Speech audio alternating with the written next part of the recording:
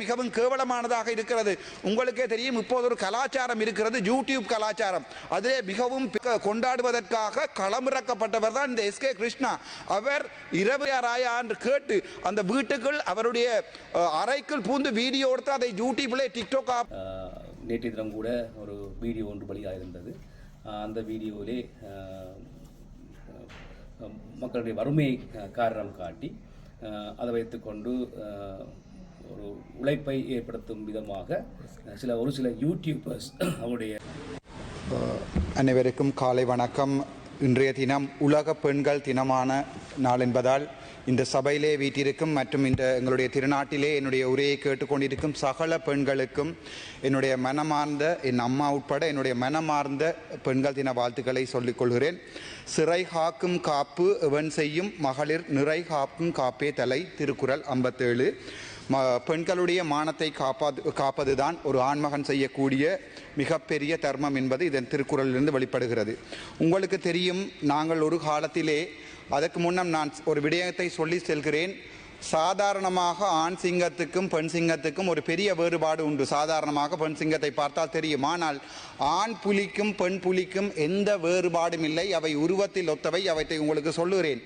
இலங்கை வரலாற்றில் மட்டுமல்ல, உலக வரலாற்றிலே பெண்களை ஒரு ஃபியர்ஸ் ஃபோர்ஸ் என்று சொல்லப்படுகிற, இதற்கும் துணிந்த, ஒன்றுக்குமே பயப்படாத ஒரு துணிவான ஒரு பெண் இனமாக உங்களுக்கு தெரியும். தமிழர் வரலாற்றிலே பெண்கள் எனப்படுபவர்கள் அடக்கத்துக்கும் ஒடுக்கத்துக்கும் மௌனத்துக்கும் இரியதாக இருந்த காலத்தில் இருந்து பெண்களை ஒரு தலை நிமிர்ந்த இனமாக மாற்றிய எமது தமிழீழ விடுதலை போராட்டம் 1983ஆம் ஆண்டில் ஆரம்பிக்கப்பட்டது. அப்போது 1987ஆம் ஆண்டிலிருந்து 90ஆம் ஆண்டு காலப்பகுதியிலே பிறக்கும் பறவைகள் என்று அல்லது ஃப்ரீ பேர்ட்ஸ் என்று சொல்லப்படுகின்ற முதலாவது பெண்களின் கட்டளை பணி எங்களுடைய தேசிய தலைவரால் கட்டுவிக்கப்பட்டது. அதை உங்களுக்கு இந்த நாளிலே நான் சொல்ல வேண்டிய முக்கியமான கடமையில் இருக்கிறேன். அது தவிர வரலாற்றை நாங்கள் திருப்பி பார்த்தால் பெண்களாலும் ஆண்களால் செய்யக்கூடிய அதே வேலையை, அதையும் விட மேல்தகையான வேலையை செய்யக்கூடும் என்ற வரலாற்றை எழுதி சென்ற தமிழினம் நாங்கள். உங்களுக்கு தெரியும், அதனுடைய முக்கியமான அங்கம்தான் சுதந்திர பறவைகள் ஆண்டு 1983ஆம் ஆண்டு எங்களுடைய தேசிய படையின் பெண்கள் படையணி உருவாக்கப்பட்ட காலம். இவற்றை கான்சார்ட் செய்ய விரும்புகிறேன். ஆனால் எங்களுடைய மனதிலே இன்றிலே இருப்பவை எவையென்றால், கிருஷாந்தி படுகொலை, இசைப்பிரியா படுகொலை, பாலச்சந்திரன் படுகொலை. இன்றைய தினம் பாராளுமன்றத்திலே எதிர்கட்சியில் யாரும் இல்லை, ஆளுங்கட்சியிலும் யாரும் இல்லை. நாங்கள் எங்களுடைய அமைச்சர் ஒரு ஊடகம் ஒன்றிலே சொல்லியிருந்தால், கிருஷாந்தி படுகொலை சம்பந்தமாகவும் இசைப்பிரியா படுகொலை சம்பந்தமாகவும் பாலச்சந்திரன் படுகொலை சம்பந்தமாகவும் நாங்கள் அதற்குரிய நீதியான நேர்மையான விசாரணையை செய்வோம் என்று. ஆனால் எங்களுடைய தமிழ் மண் இந்த வார்த்தைகளை நம்பாது. இவை அரசியல் வார்த்தைகள் என்பதை நான் உங்களுக்கு சொல்லிக்கொள்ள விரும்புகிறேன். அது தவிர உங்களுக்கு தெரியும், gender roles and military necessity, women's inclusion in the liberation tigers of Tamil Eelam என்கின்ற காரா ஜோய்ஸ் எனப்படுகிற ஜோர்ஜ் டவுன் யூனிவர்சிட்டியினுடைய ஒரு ரிசர்ச் பேப்பர் ஒன்றை நான் உங்களுக்கு, அதாவது ஒரு ஆராய்ச்சி கட்டுரை ஒன்றை உங்களுக்கு நான் சொல்ல விரும்புகிறேன். அதிலே அவர் சொல்லியிருக்கிறார், எங்களுடைய தேசிய படையில் 1/3 பெண்களாகத்தான் இருந்தது. அவர்கள் ஒரு இனத்தினுடைய உடைக்கப்பட்ட அவர்களுடைய விழுமியங்களை எல்லாம் உடைத்து அவர்கள் வரலாற்றை மாற்றி செய்திருக்கிறார்கள் என்று உங்களுக்கு சொல்லியிருக்கிறார். அதற்கு எங்களுடைய தேசிய தலைவனுடைய லீடர்ஷிப், தலைமைத்துவம் என்பதை இந்த இடத்திலே நான் உங்களுக்கு சொல்ல விரும்புகிறேன். இலங்கையில் அல்ல, உலகத்திலே பயமில்லாத ஒரு பெண்கள் படையை கட்டி எழுப்பிய தமிழினம் என்பதிலே நான் பெருமைப்படுகிறேன். அதை உங்களுக்கு நான் சொல்ல விரும்புகிறேன். சாதாரணமாக பெண்கள் என்றால் மரங்கள் ஏறக்கூடாது, சைக்கிள் ஏறக்கூடாது என்று இருந்த காலத்தை எல்லாம் போய், அதை விட முக்கியமாக தமிழர் சமுதாயத்திலே பெண்கள் என்றால் சீதனம் கொடுக்கிற, ஒரு பெண்ணை கல்யாணம் கட்டும் போது சீதனம் கொடுக்க வேண்டும் என்ற நிலைமையிலிருந்து மாற்றி பெண்கள் என்றால் யார் என்பதை எங்களுடைய உலகத்துக்கே சொல்லி தந்த எங்களுடைய தமிழினம். அதை தவிர உங்களுக்கு ஒன்று சொல்லுகிறேன். சாதாரணமாக ஒரு பெண் ஒரு பாலியல் ரீதியாக துன்புறுத்தப்பட்டால் அல்லது ரேப் பண்ணப்பட்டால் உங்களுக்கு தெரியும், அந்த பெண் ஒரு காலத்திலே அவள் மறுமணம் செய்வதற்கோ திருமணம் செய்வதற்கோ அந்த சமூகம் ஒரு நாளுமே அனுமதிப்பதில்லை. ஆனால் எங்களுடைய தேசிய தலைவரின் வழிகாட்டிலே வந்த போராளிகள் ஒரு காலத்திலே அவ்வாறான பெண்களை தாங்கள் மனம் செய்வதாக மனம் செய்து கொண்ட வரலாறுகளையும் உங்களுக்கு நான் சொல்லி செல்கிறேன். ஆகவே உங்களுக்கே தெரியும், எங்களுடைய காலத்தில் வடக்கிலே எந்த பகுதிக்கும் இரவு 12 மணியில் பயப்படாமல் ஒரு பெண் நடமாட முடியும். ஆனால் இன்றைய பொழுதிலே யாழ்ப்பாணத்திலே ஒரு பாராளுமன்ற உறுப்பினராக பகல் 12 மணிக்கு கூட எங்களுடைய நாட்டிலே போக முடியாத நிலைமையை இந்த அரசாங்கம் எங்களுக்கு தந்திருக்கிறது. உங்களுக்கே தெரியும் 2022ஆம் ஆண்டு எங்களுடைய நாட்டிலே ஒரு பெரிய ஒரு பொலிட்டிக்கல் இன்ஸ்டேபிலிட்டி ஒன்று வந்திருந்த நேரத்தில், அதாவது ஒரு அரசியல் ஸ்திரத்தன்மை இல்லாமல் இருந்த காலத்திலே எங்களுடைய சிங்கள இனம் உட்பட தமிழ் இனம் எங்கள் தலைவனை தேடிக்கொண்டது. எங்கிருந்தாலும் என் தலைவன் என் மனதில் வாழ்வான். அதை சொல்லிக்கொண்டு நான் நேரடியாக வருகிறேன் எங்களுடைய இலங்கை விடயத்துக்கு. According to UNDP survey, UNDP சர்வேயிலே 52% பெண்கள், அதாவது எங்களுடைய நாட்டிலே பெண்கள் 52% இருக்கிறார்கள். ஆனால் எங்களுடைய பாராளுமன்றத்திலே இன்றைய தினம் ஹரணி அமரசூரிய அவர்களுடைய பேச்சிலே நான் பார்த்தேன், அது உண்மையாகவே 9.8%. அதில் நான் உங்களுக்கு ஒன்றை சொல்லுகிறேன். அவர் சொன்னார் அது 10% கூட இல்லை என்று. அதை 10% ஆக்குவேன். எனது கட்சி 8வது மாதம் அல்லது 9வது மாதம் நான் இந்த பாராளுமன்றத்திலிருந்து விலகி ஒரு பெண்ணுக்கு அந்த பாராளுமன்ற பதவியை கொடுக்கிறேன். அதை விட ஒன்றை சொல்லி சொல்கிறேன். நான் நினைக்கிறேன் ஹரணி அமரசூரிய அவர்களுக்கு தங்களுடைய அமைச்சரையோ அல்லது யாழ்ப்பாணத்திலிருந்து எங்களுடைய மக்கள் தேர்வு செய்த சில பாராளுமன்ற உறுப்பினர்களையோ ஞாபகம் இல்லை போல் இருக்கிறது. அவர்களையும் எண்ணி பார்த்தால் 10% தாண்டும் என்பதை மனதுடன் நான் உங்களுக்கு தெரிவிக்க விரும்புகின்றேன். அது தவிர பார்ப்போம், பெண்கள் என்று சொன்னால் எங்களுக்கு ஞாபகம் வருவது தாதியர்கள், நர்சஸ். இந்த முறை பாராளுமன்றத்திலே உங்களுக்கு தெரியும் மிகப்பெரிய விவாதம் நடந்தது. சுகாதாரத்துறையிலே ஏற்படுத்தப்பட்ட பெண்களுக்கான சம்பள உயர்வு தொடர்பான பிரச்சனை. சாதாரணமாக ஒரு வீட்டிலே ஆண் அல்லது பெண் நர்ஸாக இருப்பதாக இருந்தால் உங்களுக்கு தெரியும் அவர்களுடைய வேலை நேரம் காலை 7 மணியிலிருந்து 1 மணி வரையுமானது, 1 மணியிலிருந்து 7 மணி வரையுமானது, 7 மணியிலிருந்து அடுத்த நாள் காலமே 7 மணி வரையானது. அதான் அவர்களுடைய டியூட்டி ஷிப்ட். உங்களுக்கு தெரியும் ஜாழ்ப்பாணத்திலே ஜாழ் போதனா வைத்தியசாலையை எடுத்துக்கொண்டால் அங்கே 1990களில் செய்யப்பட்ட ஹார்ட் ரிவிஷன் தான் பெண்களுக்காக இருக்கிறது. எத்தனையோ நியூ யூனிட்கள் கட்டப்பட்டிருக்கிறது, புதிய புதிய தொகுதிகள் ஏற்படுத்தப்பட்டிருக்கிறது, புதிய புதிய கட்டிடங்கள் கட்டப்பட்டிருக்கிறது. ஆனால் ஆளணி பற்றாக்குறையை பொறுத்த வரைக்கும் யாழ்ப்பாணத்தை முற்றமாகவே நாங்கள் மறந்திருக்கிறோம். அவர்கள் இருப்பதற்கு குவார்ட்டர்ஸ் இல்லை. ஒரு விடயத்தை நான் சிங்களத்தில் சொல்ல விரும்புகிறேன். அப்பே ஜஃப்னா டீச்சிங் ஹாஸ்பிட்டலுக்கு දෙසිය 50 නර්සිං ස්ටාෆ්ලා ඉන්නේ සිංගල ළමයි. ඒගොල්ලෝ එළිය ඉන්නේ. ඒගොල්ලෝට ඉන්න දැනක් නැහැ, ක්වාටර්ස් නැහැ. ඒගොල්ලෝ එළියේ ඉන්නේ. එතකොට අපි මේ බජට් එක අපි බලාපොරොත්තු වුණා යම්කිසි ප්‍රමාණයක් ක්වාටර්ස් වත් හදලා දෙයි කියලා. හැබැයි මම දැක්කා මිනිස්ට්‍රි ඔෆ් හෙල්ත් එකේ තියෙන මේ ලොකු ப்ராஜெக்ட் වල ඒවා නැහැ. ඒ නිසා நான் கூறுகிறேன் எங்களுடைய யாழ்ப்பாணத்திலே வேலை செய்கின்ற தாதியர்களுடைய இருக்கின்ற இடம், அவர்களுடைய சம்பளம் மிகப்பெரிய ஒரு முரணான நிலைமைக்கு போய்கொண்டிருக்கிறது. உங்களுக்கு ஒன்றை சொல்ல விரும்புகிறேன்.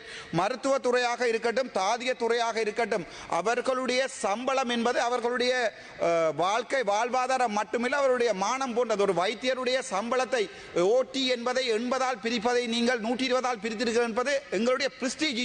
அதாவது எங்களுடைய வைத்தியர்களுடைய மான பிரச்சனை. மற்றும் ஒரு வைத்தியரால் வாழ முடியாது என்று இல்லை, அவர்களால் எந்த நாட்டிலுமே போய் வாழ முடியும். அதே நேரம் அங்கே யாழ்ப்பாணம் வைத்தியசாலையிலே பெண்களுக்கான ஒரு நிரந்தரமான குவார்ட்டர்ஸ் இல்லை. அது புதிதாக பெண் தாதியர்கள் எடுத்துக்கொள்ளப்படும் போது உங்களுக்கு தெரியும் ஒரு வைத்தியசாலை எடுத்துக்கொண்டால் அந்த வைத்தியசாலை இயங்குவது வைத்தியர்களால் அல்ல, வைத்திய அதிகாரிகளால் இல்லை. அந்த வைத்தியசாலை இயங்குவது வைத்திய தாதியர்களால். அவர்கள் தான் 24 மணித்தியாலவும் அங்கே நிற்கிறார்கள். அதை விட ஒன்று சொல்லுகிறேன், நாங்கள் இன்டர்ன் எனப்படுகின்ற உள்ள பயிற்சிகளுக்கு போகும்போது எங்களுக்கு சொல்லி தருவது வைத்திய தாதிகள். உங்களுக்கு தெரியும் சில மருந்துகளோட டோஸ் எங்களுக்கு பாடம் இருக்காது. எல்லா நேரமுமே BNF எனப்படுகின்ற புத்தகத்தை எடுத்து வாசித்து சொல்லலாது. அப்போது மிஸ் மாரிடம் தான் கேட்போம், மிஸ் இந்த டோஸை கொஞ்சம் சொல்லுங்க. ஏனென்றால் அந்த அளவுக்கு ஒரு வைத்தியசாலையிலே ஒரு வார்டு ஒன்றினை ரன் பண்ண தேவையானவர்கள் தாதியர்கள். ஆனால் தாதியர்களை நாங்கள் மறந்திருக்கிறோம். முக்கியமாக தாதியர்களுடைய சம்பள பிரச்சனை தொடர்பாக யாருமே கதைக்கவில்லை. வைத்தியர்களை பற்றி மட்டுமே கதைத்தார்கள். இன்றைய தினத்திலே தாதியர்களை சம்பந்தமாக நான் கதைப்பதற்கு முக்கியமாக நான் சந்தோஷப்படுகிறேன். அது தவிர உங்களுக்கே தெரியும் பெண்களுக்கும் சிறுவர்களுக்குமான ஆன்லைன் சேஃப்டி என்பது இலங்கையிலே இல்லை. சாதாரணமாக ஒரு போலீஸ் நிலையத்திலே ஒரு பெண்ணோ ஒரு சிறுவரோ போய் முறையிடும் நிலை வடக்கு கிழக்கிலே மிகவும் கேவலமானதாக இருக்கிறது. உங்களுக்கே தெரியும் இப்போது ஒரு கலாச்சாரம் இருக்கிறது, யூடியூப் கலாச்சாரம். அதிலே மிகவும் பிரபல்யமான இருவர் வடக்கிலே இருக்கிறார்கள். ஒருவர் தான் SK கிருஷ்ணா. அவர் யாரென்றால் எங்களுடைய NBP ஆண்டினால் யாழ்ப்பாணத்திலே எங்களுடைய தேசிய தினத்தை கொண்டாடுவதற்காக களமிறக்கப்பட்டவர் தான் இந்த எஸ்கே கிருஷ்ணா. அவர் இரவு வேளைகளிலே பெண்களுடைய வீடுகளிலே போய் ஒரு பெண் குழந்தை மாட்டேன் மாட்டேன் வெளியே வர மாட்டேன் என்று சொன்னபோது கூட, அப்போது உங்களுக்கு காதலன் இருக்கிறார்களா, உங்களுக்கு முகத்தை காட்ட வெக்கமில்லைன்னா நீங்க ஐஸ்வர்யா ராயா என்று கேட்டு அந்த வீட்டுக்குள் அவருடைய அறைக்குள் பூந்து வீடியோ எடுத்து அதை யூடியூப்ல டிக்டாக்காக போட்டுக்கிறார் இந்த நபர். என்பிபியினுடைய பிரச்சார பீரங்கி. அது ஒரு கேவலமான விடயம். அதை உங்களுக்கு நான் சொல்லுகிறேன். இரண்டாவது தான் டிகே கார்த்திக். உங்களோட கிளீன் ஸ்ரீலங்கா என்று சொல்லப்படுகின்ற வடக்கினுடைய திட்டத்தை மிகவும் பிரபலமாக கொண்டு செல்வது இந்த டிகே கார்த்திக். இவர் சம்பந்தமான மிகப்பெரிய ஊழல்கள் வந்திருக்கிறது. ஆனால் எங்களுடைய அமைச்சர் அது சம்பந்தமாக நான் எழுத்திலே தருகிறேன். நீங்கள் அது சம்பந்தமான நடவடிக்கை எடுத்துக்கொள்ளுங்கள். ஏனென்றால் வடக்கு கிழக்கு போரால் பாதிக்கப்பட்ட பிரதேசம். அங்கே ஏழ்மையான குடும்பங்கள் எவ்வளவு இருக்கிறது. இன்றைய தினம் முல்லைத்தீவை எடுத்து பார்த்தீர்கள் என்றால் வட்டுவாகல் பாலத்திலேயோ எத்தனையோ ஆயிரம் பெண்கள். எங்களை பொறுத்த வரைக்கும் தெரியும், பெண்கள் என்று நாங்கள் கதைக்கும் போது இந்த நாட்டிலே யார் ஞாபகம் வருகிறார்கள் என்றால் வடக்கில் கிழக்கில் பிறந்த பெண்களும் எங்கள் தேயிலை கொழுந்து பறிக்கும் எங்கள் தெய்வங்களும். ஆனால் நாங்கள் இதுவரைக்குமே நான் அது சம்பந்தமாக கதைக்கிறேன். இதுவரைக்கும் வடக்கு கிழக்கில் உள்ள பெண் தலைமைத்துவ குடும்பங்கள் சம்பந்தமாக எந்த நடவடிக்கையும் எடுத்ததில்லை. எங்களுடைய அம்மணி அமைச்சர் அவர்கள் இருக்கிறார். நீங்களும் ஒரு பெண், தயவு செய்து நீங்கள் முக்கியமாக பார்க்க வேண்டும். அந்த எஸ்கே கிருஷ்ணா டிகே கார்த்திக் சம்பந்தமான முழு முறைப்பாடுகளை உங்களுக்கு நான் எழுத்தில் தருகிறேன். தயவு செய்து அது முக்கியமானது. ஏனென்றால் எத்தனையோ பெண்கள் வாழ்வாதாரம் இல்லாமல் நேரும் போது இவர்கள் வீடுகளில் போய் அவர்களுடைய வீடியோவை எடுத்து யூடியூபில் போட்டு புலம்பெயர் நாட்டு மக்களிடம் காசுகளை வேண்டி இவர்கள் வீடு கட்டிக் கொள்கிறார்கள். அங்கே அவர்கள் எக்ஸ்ப்ளாய்ட் பண்ணப்படுகிறார்கள். அது சம்பந்தமான முறைப்பாடுகளை தங்களிடம் எழுத்தில் தருகிறேன்.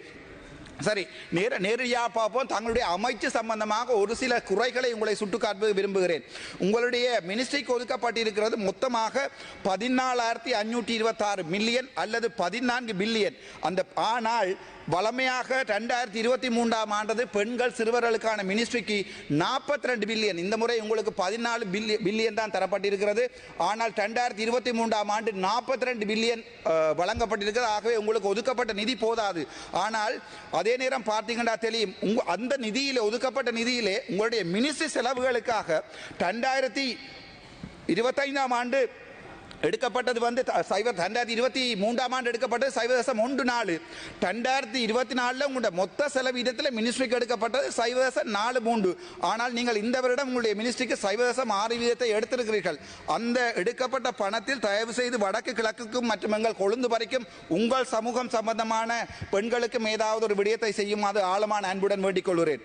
அடுத்ததாக பார்ப்போம், உங்களுடைய எக்ஸ்பெண்டிச்சரை பற்றி பார்ப்போம். அந்த உங்களுடைய உமன் அஃபேர்ஸ் எக்ஸ்பெண்டிச்சரை பார்த்தால் 2025ஆம் ஆண்டு 2023ஆம் ஆண்டுடன் ஒப்பிடும்போது 2024ஆம் ஆண்டு உங்களுக்கு அனுமதிக்கப்பட்ட நிதி பயங்கர குறைவாக இருக்கிறது. நீங்கள் அதை கேபினெட்டில் கதைத்து எடுத்திருக்கணும். ஏனென்றால் பெண்கள் மற்றும் சிறுவர்கள் சம்பந்தமான வளர்ச்சி என்பது மிகவும் முக்கியமாக அமைகிறது இந்த நாட்டுக்கு. சரி, அது தவிர இந்த நாட்டிலே முக்கியமாக ஒன்றை கதைக்கவும் ஃபைசர் முஸ்தபா அவர்கள் கூட கதைத்து விட்டு சென்றிருந்தார்கள். முஸ்லீம் சமூகம், உங்களுக்கே தெரியும், முஸ்லீம் சமூகம் என்றது ஒரு வித்தியாசமான, அவர்கள் தங்களுக்கே நிறைவான, தங்களுக்கே சார்பான ஒரு தனித்துவமான கலாச்சாரத்தை கொண்ட சமூகம். நாங்கள் இந்துக்களாகவும் தமிழர்களாக இருந்தும் முஸ்லீம்களுடன் ஒப்பிட முடியாது.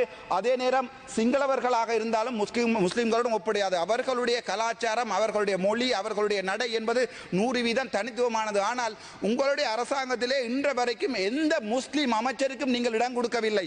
இது மிகவும் கவலைக்குரிய விடயம். அது தவிர கிளீன் ஸ்ரீலங்கா என்று சொல்லப்படுகின்ற அந்த திட்டத்திலே எந்த தமிழனும் எந்த முஸ்லீமும் இதுவரைக்கும் நீங்கள் உள்ளடக்கவில்லை. இதை எது சொல்லுகிறது என்றால், அந்த ஓநாயை பார்த்து, அதாவது நனைகிற ஆட்டை பார்த்து ஓநாய் அழுதது போல் எங்களை பார்த்தும் அதே நேரம் கிழக்கும் வடக்கிலும் மற்றும் புத்தளத்தில் இருக்கிற முஸ்லிம்களை பற்றியும் இந்த அரசாங்கம் அழுகிறது. ஆனால் உங்களுடைய கண்கள் அளவில்லை. முதலை கண்ணீர். நீங்கள் அவர்கள் முஸ்லிம்கள் சம்பந்தமான எந்த ஒரு நடவடிக்கையும் இதுவரையும் எடுக்கவில்லை. ஃபைசர் முஸ்தபாவின் அவருடைய கதையை நான் மீண்டும் சுட்டிக்காட்ட விரும்புகிறேன். என்னென்றால், உங்களுக்கு தெரியும், முஸ்லிம் marriage and divorce act MMDA எனப்படுகிறது 1951ஆம் ஆண்டு கொண்டு வரப்பட்டது. உங்களுக்கு நன்றாக தெரியும், உங்களிலே 159 பெரும்பான்மையான பாராளுமன்ற உறுப்பினர்கள் இருக்கிறீர்கள். நீங்கள் மாற்றப்பட வேண்டிய சட்டங்களில் முக்கியமானது, ஒரு பெண் தான் மனம் புரிவதா இல்லையா என்பதை தான் தீர்மானிக்க வேண்டும். தன் தந்தையோ தன்னுடைய தந்தையின் தந்தையோ தீர்மானிக்க முடியாது. ஆனால் இந்த MMDA ஆக்டின் படி 12 வயதோ அல்லது அதுக்கு குறைவான வயதுடைய ஒரு முஸ்லிம் பெண்மணியோ கூட தனது விருப்பம் இல்லாமல் தன் தாய் தந்தையால் ஒருவருக்கு மனம் செய்து வைக்கப்படலாம். ஆகவே அவற்றை நீங்கள் முற்றிலுமாக ஒரு சட்டம் மூலம் கொண்டு வந்து கட்டாயம் இதை நிவர்த்தி செய்ய வேண்டும் என்றது அவருடைய ஃபைசர் முஸ்தபாவினுடைய கோரிக்கை.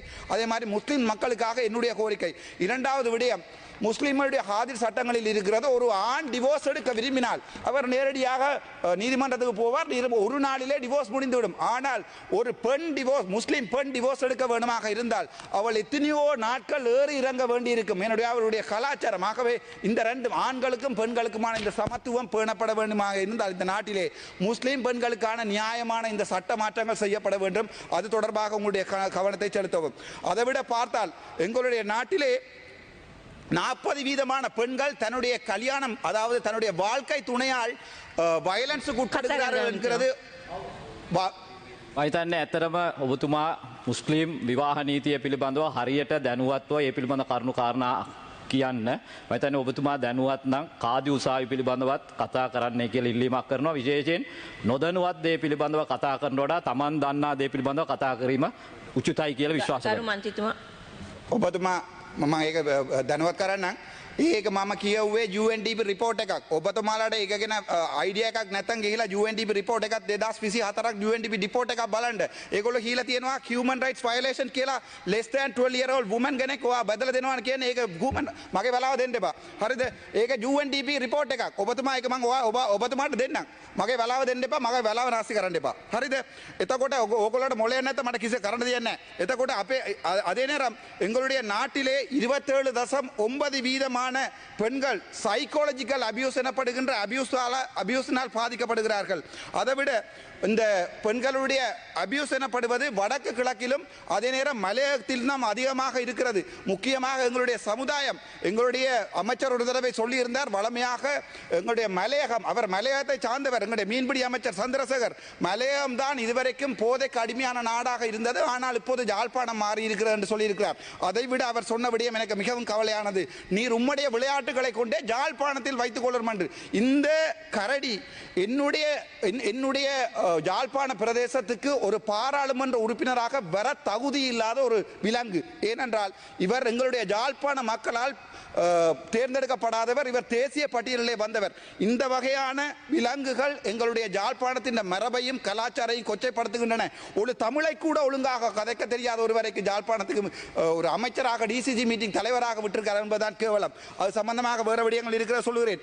அதைவிட உங்களுக்கு தெரியும், பாதிக்கப்பட்ட பெண்களால் இலங்கை சனத்தொகையில் மொத்தம் 4.5% குழந்தைகள் பாடசாலையிலிருந்து நிற்கிறார்கள். ஆகவே நாங்கள் பெண்களுடைய மனநிலைமை மற்றும் அவர்களுடைய டொமஸ்டிக் வயலன்ஸ் சொல்லுவார்கள், அது சம்பந்தமாக சற்று ஆழமாக சிந்திக்க வேண்டும்.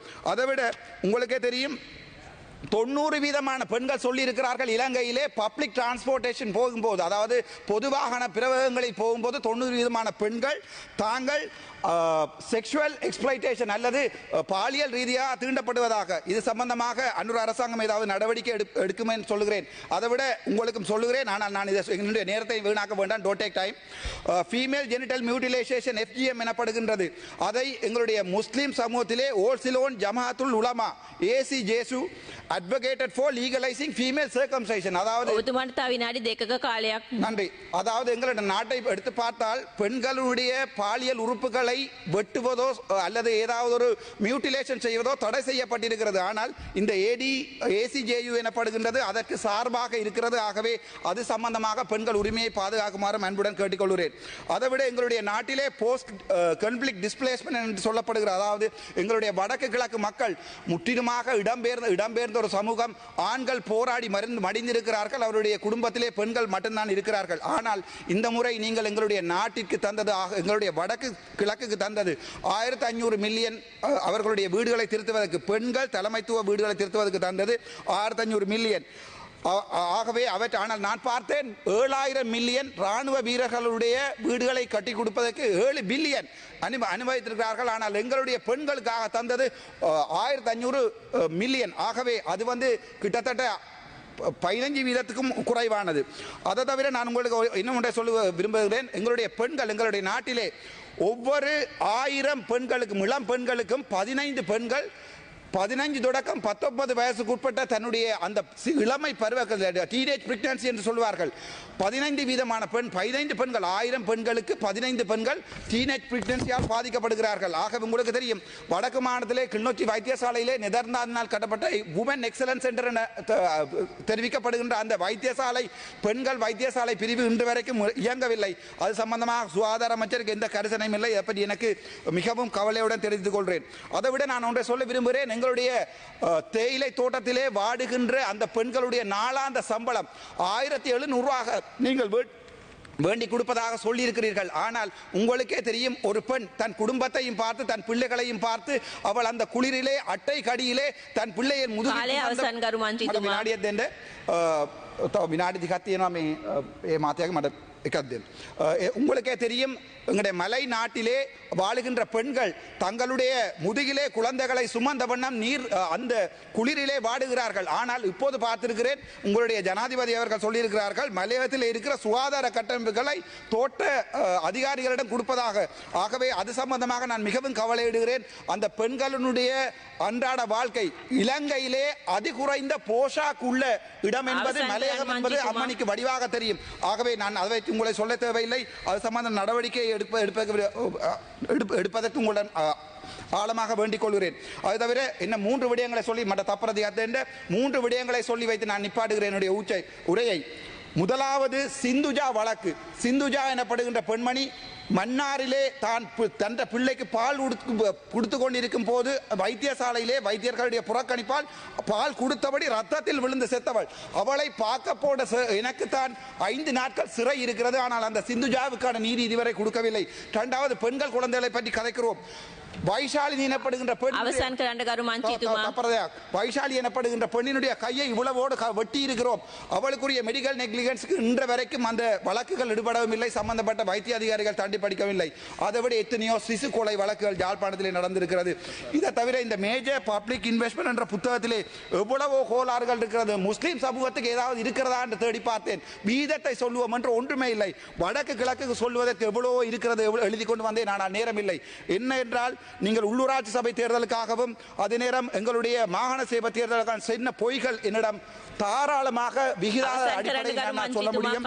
ஆகவே தயவு செய்து இந்த வகையான வேலைகளை செய்யாமல் வடக்கு கிழக்கு மக்களையும் சற்று நீங்கள் பார்க்குமாறு அன்புடன் கேட்டுக்கொள்கிறேன். நன்றி, வணக்கம். வணக்கம். அனைத்து பெண்களுக்கும் இன்றைய தினம் மகளிர் தின வாழ்த்துக்களை தெரிவித்துக் கொள்கின்றேன். அண்மை காலமாக குறிப்பாக எங்களுடைய வடக்கு மாகாண பிரதேசங்களிலே பெண்கள் மற்றும் சிறுவர்களை துஷ்பிரயோகம் செய்கின்ற சம்பவங்கள் அடிக்கடி முகநூல் மற்றும் இணையதளங்களிலே பத்திரிகையிலே காணக்கூடியமாக இருக்கின்றது. நேற்றைய தினம் கூட ஒரு வீடியோ ஒன்று வெளியாக இருந்தது. அந்த வீடியோவிலே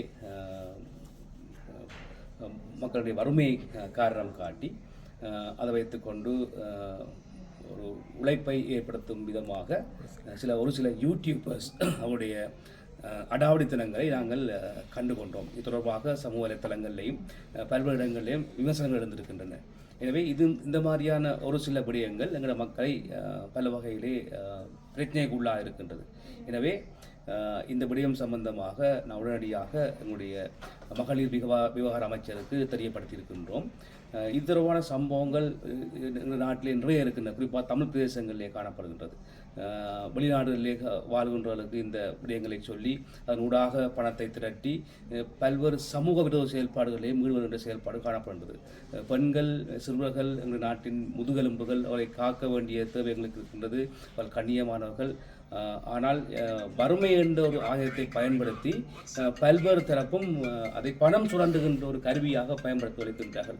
இது பெண்களுடைய சிறப்புரிமைகளை மீறுகின்ற செயல்பாடாக இருக்கின்றது. இவ்வாறானவர்கள் சமூகத்திலிருந்து ஒழித்து கட்டப்பட வேண்டியவர்கள், அவர்களுக்கான தண்டனை வழங்கப்பட வேண்டி இருக்கின்றது. எனவே உங்களுக்கு இது சம்பந்தமாக தகவல் ஏதாவது தெரிந்தால், இவ்வாறான செயலில் ஈடுபடுகின்ற யாராவது தொடர்பாக தகவல் இருந்தால் உடனடியாக எங்களுக்கு என்னுடைய முகநூலுக்கோ அல்லது வாட்ஸ்அப்புக்கோ தகவலை அனுப்பி வையுங்கள். அதுக்கான நடவடிக்கை நாங்கள் நிச்சயமாக எடுப்போம். இது சம்பந்தமாக நாங்கள் போலீசார் மற்றும் சிறுவர் விவகார அமைச்சருடன் இணைந்து செயல்பட்டு நாளைக்கு தீர்வு காண நடவடிக்கை எடுத்திருக்கின்றோம். நன்றி.